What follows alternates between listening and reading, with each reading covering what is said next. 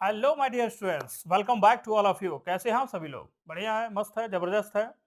NEET की तैयारी में बिल्कुल व्यस्त होंगे, ये मुझे पहले से ही पता है। तो मैं समीर सिंह आप सभी के सामने फिर से एक नए क्वेश्चन के साथ लेके आ गया हूँ। नीट करो और केमिस्ट्री का जो सवाल है, हर दिन देखिए हम आपसे एक बात जरूर कहते हैं कि देखो यार, प्रैक्टिस बड़ी जरूरी है।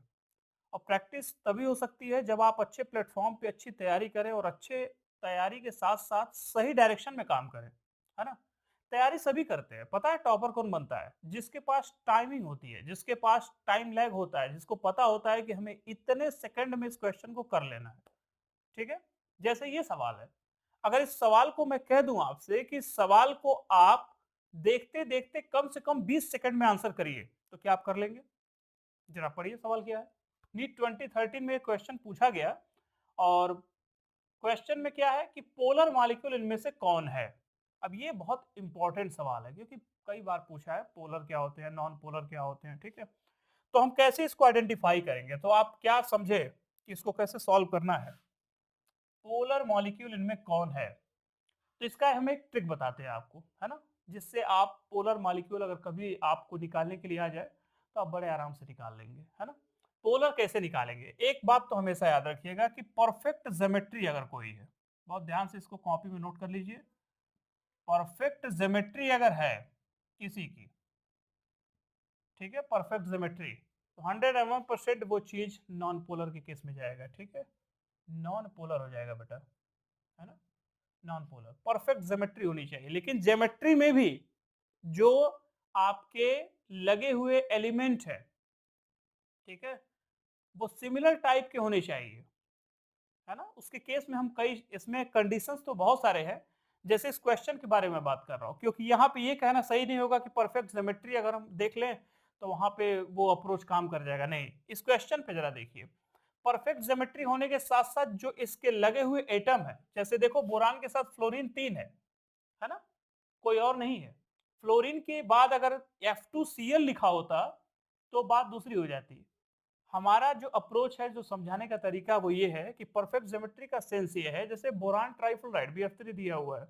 अब BF3 क्या होती है? परफेक्ट ज्योमेट्री होती है, ट्राइगोनल प्लेनर होता है ना। BF3 बनता कैसे है? ऐसे बन जाता है कि नहीं? देखो, ये बन गया। तो ये परफेक्ट ज्योमेट्री है, ट्राइगोनल प्लेनर, इसमें कोई बट वाली समस्या नहीं है। तो यहाँ पे जो परफेक्ट ज्योमेट्री होगी, ये 101% या नॉन पोलर के क्राइटेरिया को फॉलो करेगा, पोलर नहीं हो सकता है। इसको डिसोसिएट करना थोड़ा मुश्किल होगा। अब हम बात करें, जैसे यहाँ पे SiF4 दिया हुआ है, तो SiF4 तो सिलिकॉन, आप बताइए सिलिकॉन, हमने पहले भी कहा था कि जो स्मॉल जो आपके एटम दिखाई दे वो सेंट्रल एटम में आएंगे, और जो लॉन्ग नंबर में है या जो मेजोरिटी में है जैसे F4 है तो ये सराउंडिंग में जाएगा। तो यहाँ पर सिलिकॉन का जो यहाँ पर ज्योमेट्री बनेगी वो टेट्राहेड्रल वाले केस में जाएगा, SiF4, क्योंकि कार्बन फैमिली का है ना। और कार्बन वाले तो ज्यादातर क्या होते हैं? टेट्राहेड्रल, लीनियर भी अप्रोच करते हैं, टेट्राहेड्रल वाले केस में ज्यादातर जाते हैं। ठीक है, तो क्या लगता है इसमें कि सिलिकॉन के साथ जो 4 फ्लोरीन ये आपको दिखाई दे रहा है, कैसे बनेगा ये वैसे ही बन जाएगा जैसे आपका टेट्राहेड्रल ज्योमेट्री बनती है कि नहीं? अब देखो सब सेम है, ज्योमेट्री परफेक्ट हो गई, फ्लोरीन भी सेम है, इसलिए इसका भी पोलैरिटी होने की कोई संभावना नहीं है। अब इसी तरह XCF4 देख लो, XCF4 का जब स्ट्रक्चर बनाते हो तो कैसे बनाते हो? XCF4 बनाना है तो हमें ये पता होना चाहिए कि जेनन के पास कितने इलेक्ट्रॉन होते हैं, टोटल कितने होते हैं। जो कि इनर्ट गैस है तो 8 इलेक्ट्रॉन होंगे, है ना, 8 इलेक्ट्रॉन। अब बहुत दिमाग मत लगाना कि इसका एटॉमिक नंबर कितना है, हमें कितना निकालना है वैलेंस इलेक्ट्रॉन, जी नहीं। आप बस ये जानिए इनर्ट गैस है इसलिए 8 इलेक्ट्रॉन यहाँ पर फॉलो कर देंगे, ठीक है, एक्सेप्ट हीलियम। तो जेनन के केस में यहाँ पे 8 इलेक्ट्रॉन देखने को मिलता है। 4 तो इलेक्ट्रॉन इसने ले लिया बॉन्ड बनाने में, तो बचे कितने? 4। इसका मतलब 2 लोन पेयर बच गया। 2 लोन पेयर और 4 आपके क्या हो गए? बॉन्ड वाले। टोटल आपके 6 बनते हुए दिखाई दे रहे हैं, यानी ज्योमेट्री पूछी जाए तो ऑक्टाहेड्रल में जाता हुआ दिख रहा है।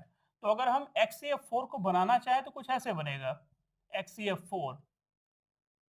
अब देखो क्या है, अब एक लोन पेयर ऊपर कर देते हैं, एक लोन पेयर नीचे, ठीक है।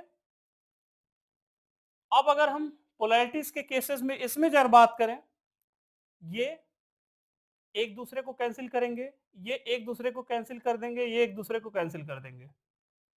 4 फ्लोरीन है सिमिलर हैं और 2 लोन पेयर हो गया। अगर यही एक लोन पेयर केवल होता, एक लोन पेयर होता, यहाँ कोई दूसरा एलिमेंट हो जाता, है ना? तो 101% ये पोलैरिटी की कंडीशन में चला जाता। तो आप जरा समझिएगा कि ज़ेनन के साथ 2 लोन पेयर है, इसलिए ये भी पोलर नहीं होगा, है ना? अब लास्ट में बचा SF4। SF4 की ज्योमेट्री जरा बना लेते हैं। SF4 की ज्योमेट्री कैसे बनती है? S के साथ हम फ्लोरीन के 4 एटम ऐसे लगा सकते हैं क्योंकि हमें पता है कि इसका TBB बनता है ना? सीसा है इसका शेप। तो यहाँ सल्फर देखो, नो डाउट इसमें 4 आपके फ्लोरीन है ना?